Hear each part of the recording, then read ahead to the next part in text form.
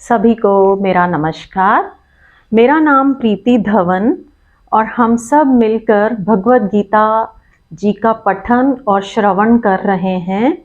तो हम लोग फर्स्ट चैप्टर पढ़ चुके हैं। सेकंड चैप्टर में अब हम ज्ञान योग पढ़ रहे हैं। सांख्य योग सेकंड चैप्टर का नाम है। तो हम सांख्य योग या ज्ञान योग पढ़ रहे हैं, जो कि श्री भगवानोवाच है। ये भगवान जी बोल रहे हैं, श्री कृष्ण बोल रहे हैं अर्जुन को। और ये 11 से 30 श्लोक तक हैं ज्ञान योग। अभी हम 20 श्लोक पर हैं। आप लोग इन सेशंस को लाइक, शेयर और सब्सक्राइब ज़रूर करिए और पीछे वाले ज़रूर सुनिए, ताकि आपको पूरा कॉन्टेक्स्ट समझ में आए, तभी मज़ा आएगा। चलिए 20 श्लोक। न जायते म्रियते वा कदाचिन नायं भूत्वा भविता वा न भूया अजो नित्य शाश्वतोऽयं पुराणो न हन्यते हन्यमाने शरीरे। ये आत्मा किसी काल में भी ना जन्मता है और ना मरता है, अथवा ना ये आत्मा हो करके फिर होने वाला है, क्योंकि यह अजन्मा, नित्य, शाश्वत और पुरातन है। शरीर के नाश होने पर भी यह नष्ट नहीं होता है। इसका एक्सप्लेनेशन गुरुजी महाराज कहते हैं, जहां हम हैं, जो हम हैं, वहाँ सभी कुछ जात है, जन्मता है। जिससे भी हम परिचित हैं, वहाँ अजात अजन्मा कुछ भी नहीं है। जो भी हमने देखा है, जो भी हमने पहचाना है, वो सब जन्मा है, सब मरता है। लेकिन जन्म और मरण की इस प्रक्रिया को भी संभव होने के लिए इसके पीछे, इस सब मरने और जन्मने की श्रृंखला के पीछे, जैसे माला के गुरियों में कोई धागा पिरोता है, दिखाई नहीं पड़ता, गुरिये दिखाई पड़ते हैं। देखो, जो माला होती है ना, उसके सिर्फ मनके दिखाई पड़ते हैं, लेकिन उन मनकों के पीछे एक धागा है जिसने उस माला को पिरोया हुआ है। वो धागा दिखाई नहीं पड़ता, सिर्फ मनके या गुरिये दिखाई पड़ते हैं। तो इस जन्म और मरण के गुरियों की लंबी माला को पिरोने वाला कोई अजात धागा भी चाहिए, अन्यथा गुरिये बिखर जाते हैं, टिक भी नहीं सकते, साथ खड़े भी नहीं हो सकते, उनमें कोई जोड़ भी नहीं हो सकता। दिखती है माला, ऊपर से गुरियों की, होती नहीं है गुरियों की। गुरिये टिके होते हैं एक धागे पर, जो सब गुरियों के बीच में से दौड़ता है। कितना अच्छा एग्जाम्पल है ये जन्म मरण को एक्सप्लेन करने के लिए, कि कितने सारे हमारे जन्म हैं, है ना, वो सब एक धागे में पिरोए होते हैं, जैसे माला के मन के पिरोए होते हैं। जन्म है, मृत्यु है, आना है, जाना है, परिवर्तन है, इस सब के पीछे अजात सूत्र, अनबॉर्न, अनडाइंग, अजात, अमृत, ना जो जन्मता ना जो मरता, ऐसा एक सूत्र चाहिए ही। वही अस्तित्व है, वही आत्मा है, वही परमात्मा है। सारे रूपांतरण के पीछे, सारे रूपों के पीछे अरूप भी चाहिए। वो अरूप न हो तो रूप टिकते नहीं। देखो, हर रूप के पीछे ना एक अरूप चाहिए, हर गुरिये के पीछे एक धागा चाहिए। हम मूवी देखते हैं तो उसके पीछे पर्दा चाहिए जिस पे मूवी चले, ठीक है ना। गाड़ी चलती है तो एक चक्का चाहिए, चक्का जब घूमता है तो उसके बीच में कील होती है, जो ना चलती है ना घूमती है, लेकिन वो कील ना हो तो पहिया घूमेगा नहीं। फिल्म देखते हैं सिनेमा गृह में बैठकर, वही एग्जाम्पल आ गया। प्रतिपल दौड़ते रहते हैं फिल्म के चित्र, चित्रों में कुछ होता नहीं बहुत, सिर्फ किरणों का जाल होता है, छाया प्रकाश का जोड़ होता है, लेकिन पीछे एक पर्दा चाहिए, सबस्ट्रैटम। वो पर्दा बिल्कुल दिखाई नहीं पड़ता जब तक फिल्म दौड़ती रहती है। उसे दिखाई पड़ना भी नहीं चाहिए। अगर वो दिखाई पड़े तो फिल्म दिखाई न पड़ सकेगी। जब तक फिल्म चलती रहती है, रूप आते और जाते हैं, तब तक पीछे थिर खड़ा पर्दा दिखाई नहीं पड़ता।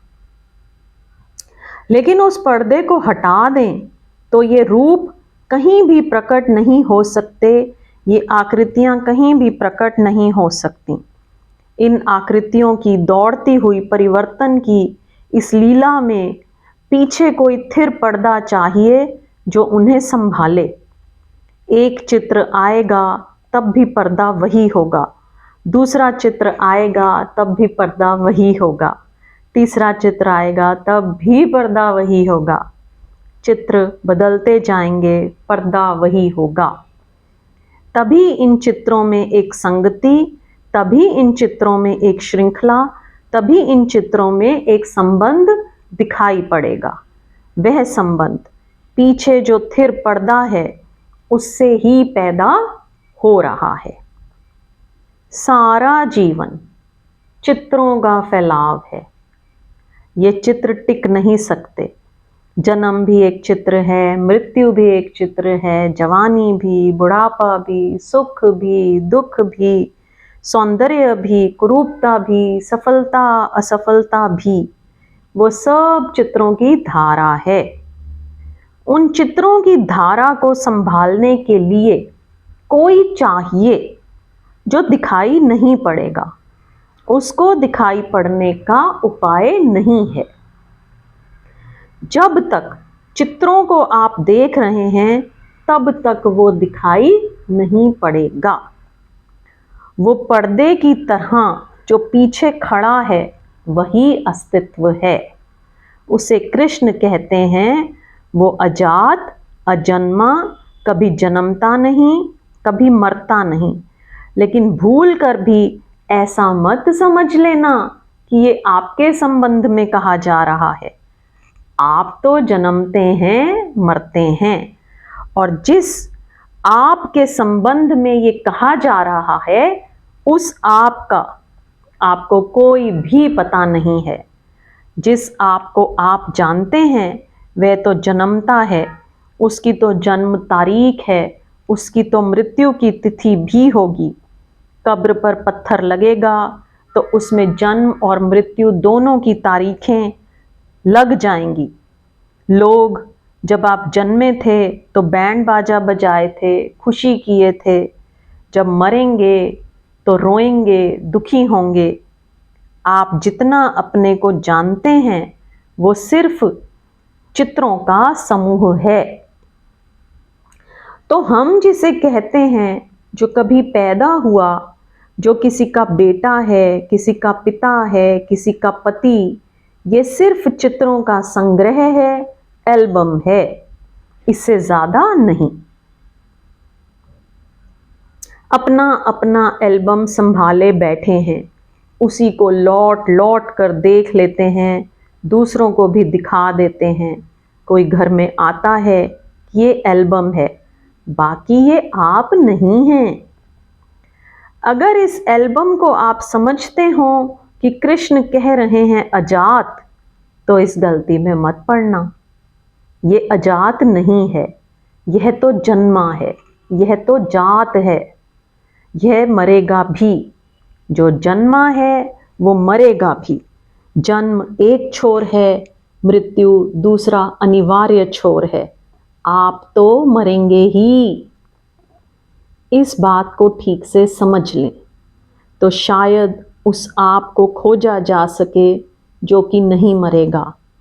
लेकिन हम इसी मैं को पकड़े रह जाते हैं जो जन्मा है। यह मैं नहीं हूँ। यह सिर्फ मेरे उस गहरे मैं पर इकट्ठे हो गए चित्र हैं जिनसे मैं गुजरा हूँ। कृष्ण जब कह रहे हैं कि कोई है अजन्मा, नहीं जन्मता, नहीं मरता, जिसे शस्त्रों से छेदा नहीं जा सकता, आपको और मुझे छेदा जा सकता है, इसलिए ध्यान रखना, जिसे छेदा जा सकता है कृष्ण उसके संबंध में बात नहीं कर रहे हैं। वे कहते हैं कि जिसे छेदा नहीं जा सकता शस्त्रों से, आग में जलाया नहीं जा सकता, पानी में डुबाया नहीं जा सकता। हमें तो छेदा जा सकता है, कोई कठिनाई नहीं है छेदे जाने में। आग में जलाए जाने में कोई कठिनाई नहीं है, पानी में डुबाए जाने में कोई कठिनाई नहीं है। तो जो पानी में डुबाया जा सकता है, आग में जलाया जा सकता, शस्त्रों से छेदा जा सकता, उसकी यह चर्चा नहीं है। जिसके ऊपर सर्जन कुछ कर सकता, उसकी यह चर्चा नहीं है। जिसके लिए डॉक्टर कुछ कर सकता, उसकी यह चर्चा नहीं है। डॉक्टर जिससे उलझा है वो मर्त्य है, और सर्जन जिस पर काम कर रहा है वो मरण धर्मा है। विज्ञान की प्रयोगशाला में जिस पर खोजबीन हो रही है वो मरण धर्मा है, इससे उसका कोई लेना देना नहीं है। इसलिए अगर वैज्ञानिक सोचता हो कि अपनी प्रयोगशाला की टेबल पर किसी दिन वो कृष्ण के अजात को, अजन्मे को, अमृत को पकड़ लेगा, तो भूल में पड़ा है, वो कभी पकड़ नहीं पाएगा। बहुत ही अच्छी एक कहानी है। कहते हैं सिकंदर हिंदुस्तान आया। जब हिंदुस्तान से वापस लौटता था तो हिंदुस्तान की सीमा को छोड़ते वक्त उसके मित्रों ने याद दिलाया कि जब हम यूनान से चले थे तो यूनान के दार्शनिकों ने कहा था कि हिंदुस्तान से एक सन्यासी को ले आना। अब सन्यासी जो है वो सच ये है कि जगत को हिंदुस्तान की देन है, अकेली देन है। सारे जगत की सारी देनें इकट्ठी कर ली जाएं तो भी एक सन्यासी जो हमने जगत को दिया, हमने बैलेंस पूरा कर दिया। और शायद जिस दिन दुनिया की सब देनें बेकार सिद्ध हो जाएंगी, उस दिन हमारा दिया सन्यासी ही सारी दुनिया के लिए अर्थ हो सकता है। तो याद दिलाई मित्रों ने सिकंदर को कि एक सन्यासी को तो ले चलें। बहुत चीजें लूट ली, धन लूट लिया, लेकिन धन वहां भी है। बहुमूल्य चीजें, हीरे जवाहरात ले जा रहे हैं, लेकिन वे वहां भी हैं। तो एक सन्यासी को भी ले चलें जो वहां नहीं है। सिकंदर ने सोचा कि जैसे और चीजें ले जाई जा सकती हैं, वैसे ही सन्यासी को ले जाने में क्या तकलीफ है। उसने कहा कि जाओ पकड़ लाओ, कहीं कोई सन्यासी हो। गांव में लोग गए, गांव में पूछा कि कोई सन्यासी है। हम सिकंदर के सिपाही हैं और किसी सिपाही को पकड़कर किसी सन्यासी को पकड़कर हम यूनान ले जाना चाहते हैं। तो उन लोगों ने कहा कि जो सन्यासी तुम्हारी पकड़ में आ जाए, समझना कि वह सन्यासी नहीं है। कहते हैं सन्यासी को पकड़ा नहीं जा सकता। जाओ, हालांकि गांव में एक सन्यासी है, हम तुम्हें उसका पता दिए देते हैं। नदी के किनारे 30 वर्षों से एक आदमी नग्न रहता है। जैसा हमने सुना है, जैसा हमने उसे देखा है, जैसा इन 30 वर्षों में हमने उसे जाना है, हम कह सकते हैं कि वो सन्यासी है। लेकिन तुम उसे पकड़ ना पाओगे। पर उन्होंने कहा दिक्कत क्या है, तलवारें हमारे पास हैं, जंजीरें हैं हमारे पास। उन्होंने कहा जाओ उसी से निपटो। वे गए। उस सन्यासी से उन्होंने कहा कि महान सिकंदर की आज्ञा है कि हमारे साथ चलो, हम तुम्हें सम्मान देंगे, सत्कार देंगे, शाही व्यवस्था देंगे। यूनान तुम्हें ले जाना है, कोई पीड़ा नहीं, कोई दुख नहीं। कोई रास्ते में तकलीफ नहीं होने देंगे। वो सन्यासी हंसने लगा। उसने कहा कि अगर सत्कार ही मुझे चाहिए होता, अगर स्वागत ही मुझे चाहिए होता, अगर सुख ही मुझे चाहिए होता, तो मैं सन्यासी कैसे होता। छोड़ो, सपने की बातें मत करो, मतलब की बात कहो। तो उन्होंने कहा कि मतलब की बात यह है कि अगर नहीं जाओगे तो हम ज़बरदस्ती पकड़कर ले जाएंगे। तो उस सन्यासी ने कहा कि जिसे तुम पकड़कर ले जाओगे वो सन्यासी नहीं है। सन्यासी परम स्वतंत्र है, उसे कोई पकड़कर नहीं ले जा सकता। उन्होंने कहा हम मार डालेंगे। तो उस सन्यासी ने कहा वे तुम कर सकते हो, लेकिन मैं तुमसे कहता हूं कि तुम मारोगे, लेकिन भ्रम में रहोगे, क्योंकि तुम जिसे मारोगे वो मैं नहीं हूं। तुम अपने सिकंदर को ही लिवा लाओ, शायद उसकी कुछ समझ में आ जाए। वे सिपाही सिकंदर को बुलाने गए। सिकंदर से उन्होंने कहा कि अजीब आदमी है, वो कहता है मार डालो, तो भी जिसे तुम मारोगे वो मैं नहीं हूं। कौन है फिर वह? सिकंदर ने कहा हमने तो ऐसा कोई आदमी नहीं देखा जो मारने के बाद बचता हो। बचेगा कैसे? अब सिकंदर अनुभव से कहता था, हजारों लोग मारे थे उसने कहा मैंने कभी किसी आदमी को मरने के बाद बचते नहीं देखा। गया, नंगी तलवार उसके हाथ में है। सन्यासी से उसने कहा कि चलना पड़ेगा, अन्यथा ये तलवार गर्दन और शरीर को अलग कर देगी। वह सन्यासी खिलखिलाकर हंसने लगा और उसने कहा कि जिस गर्दन और शरीर के अलग करने की तुम बात करते हो उसे मैं बहुत पहले अलग है ऐसा जान चुका हूं, इसलिए तुम अब और ज्यादा अलग ना कर सकोगे। इतनी अलग जान चुका हूं कि तुम्हारी तलवार के लिए बीच में से गुजर जाने के लिए काफी फासला है, जगह है। काफी अलग जान चुका हूं, अब तुम और अलग ना कर सकोगे। सिकंदर को क्या समझ में आती ये बातें। उसने तलवार उठा ली। उसने कहा मैं अभी काट दूंगा। देखो, सिद्धांतों की बातों में मत पड़ो। फिलॉसफी से मुझे कुछ लेना देना नहीं है। मैं आदमी व्यावहारिक हूं, प्रैक्टिकल हूं। ये ऊंची बातें छोड़ो, एक झटका और गर्दन अलग हो जाएगी। सिकंदर से उस सन्यासी ने कहा तुम मारो तलवार। जिस तरह तुम देखोगे कि गर्दन नीचे गिर गई, उसी तरह हम भी देखेंगे कि गर्दन नीचे गिर गई। अब ये जो आदमी है ये कह रहा है वही जो कृष्ण कह रहे हैं, छेदने से छिदता नहीं, काटने से कटता नहीं।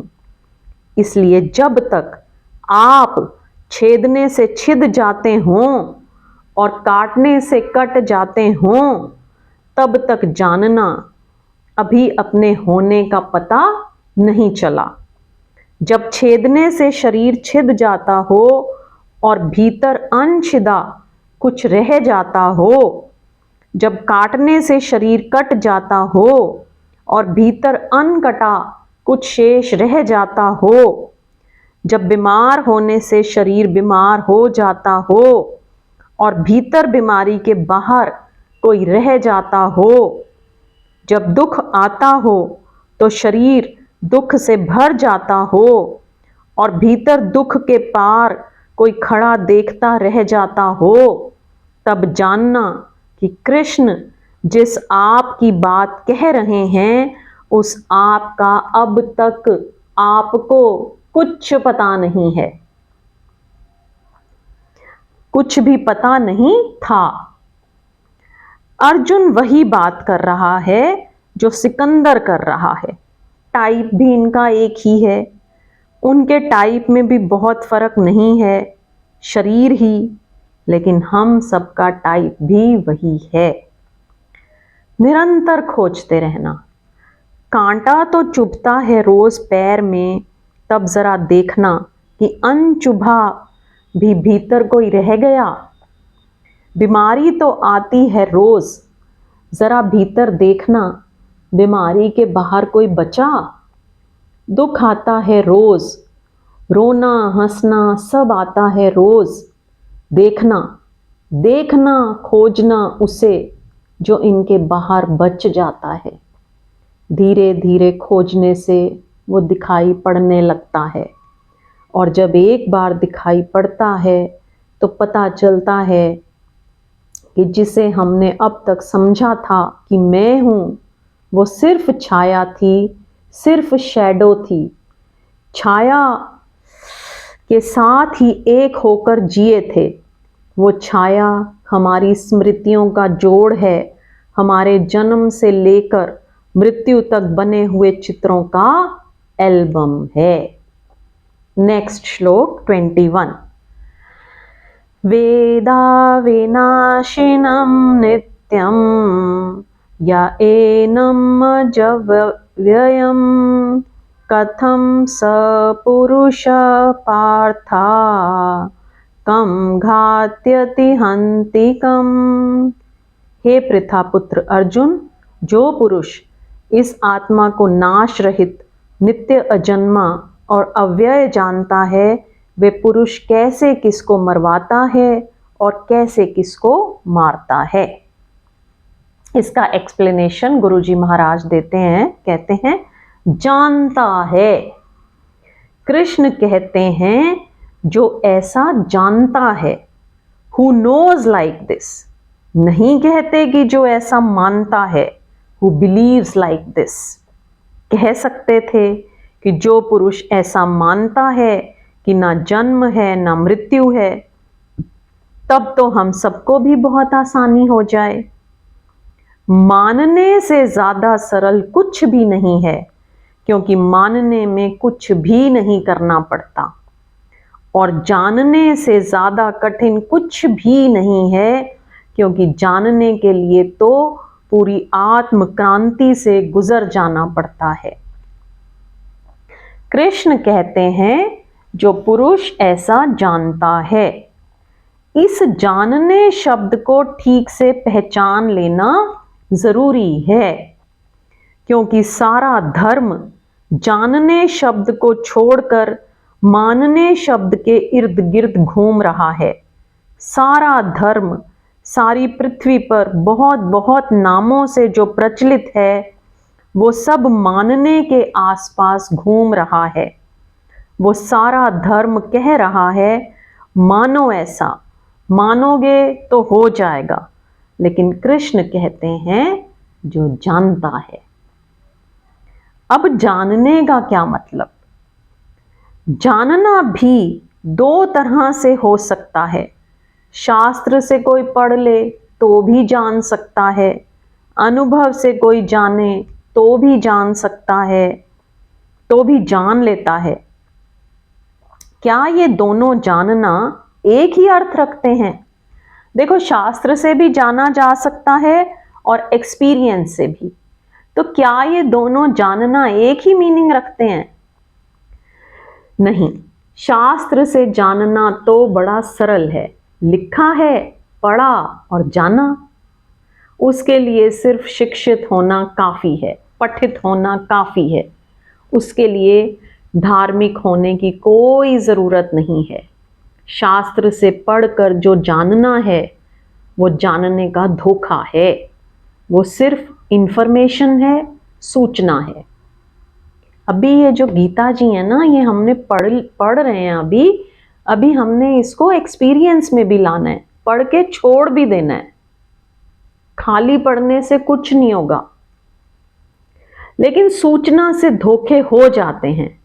पढ़ लेते हैं अजर है, अमर है, नहीं जन्मता नहीं मरता, पढ़ लेते हैं, दोहरा लेते हैं।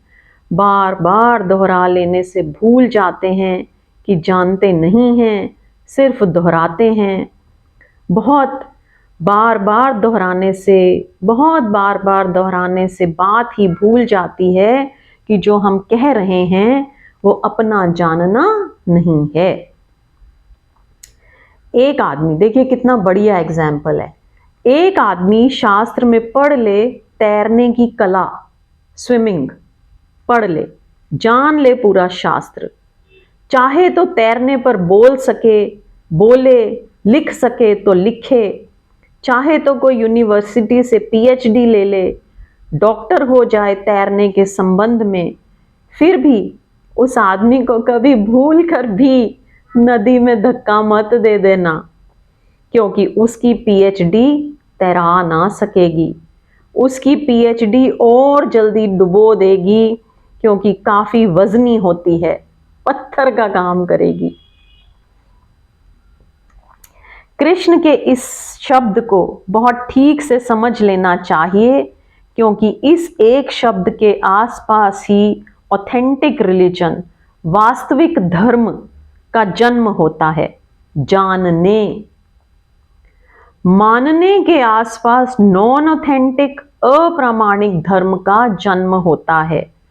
जानने से जो उपलब्ध होता है उसका नाम श्रद्धा है, और मानने से जो उपलब्ध होता है उसका नाम विश्वास है, बिलीफ है। और जो लोग विश्वासी हैं वे धार्मिक नहीं हैं, वे बिना जाने मान रहे हैं। मैं गांव में गया था अभी, बहुत ही अच्छी सच्ची बात है, मैं गांव में गया था अभी, तो वहाँ उन्होंने एक गीता मंदिर बनाया है। मैंने पूछा, एक छोटी सी गीता के लिए इतना बड़ा मंदिर? तो उन्होंने कहा कि नहीं, जगह कम पड़ रही है। मैंने कहा, क्या कर रहे हैं यहाँ आप? उन्होंने कहा कि अब तक हम यहाँ 1 लाख गीता लिखवा कर हाथ से रखवा चुके हैं, अब जगह कम पड़ रही है। हिंदुस्तान भर में हजारों लोग गीता लिख लिख कर भेज रहे हैं। मैंने कहा, लेकिन ये क्या हो रहा है, इससे होगा क्या? उन्होंने कहा कि कोई आदमी 10 दफे लिख चुका, कोई 50 दफे लिख चुका, कोई 100 दफे लिख चुका, लिखने से ज्ञान होगा? तो मैंने उनसे कहा कि छापे खाने तो परम ज्ञानी हो गए होंगे।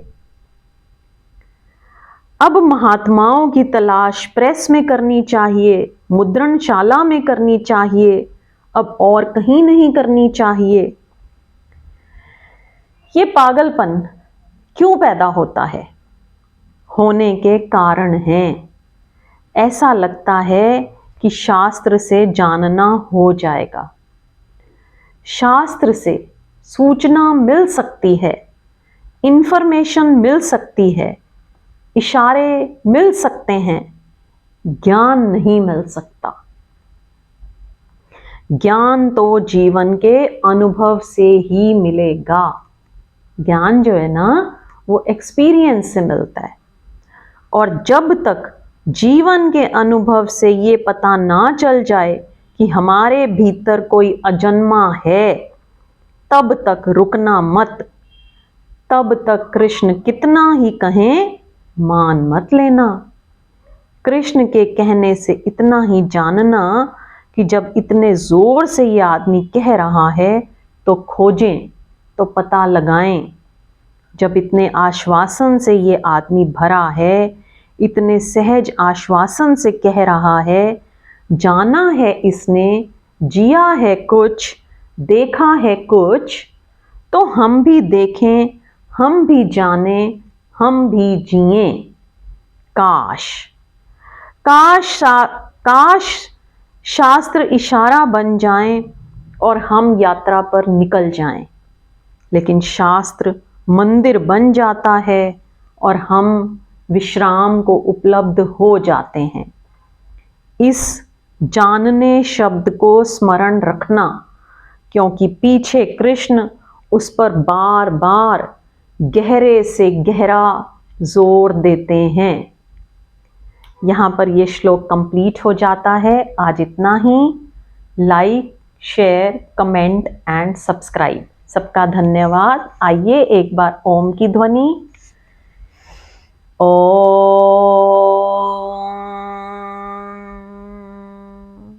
सबको नमस्कार। जय श्री कृष्णा। नेक्स्ट सेशन में फिर से मिलेंगे। Bye everyone.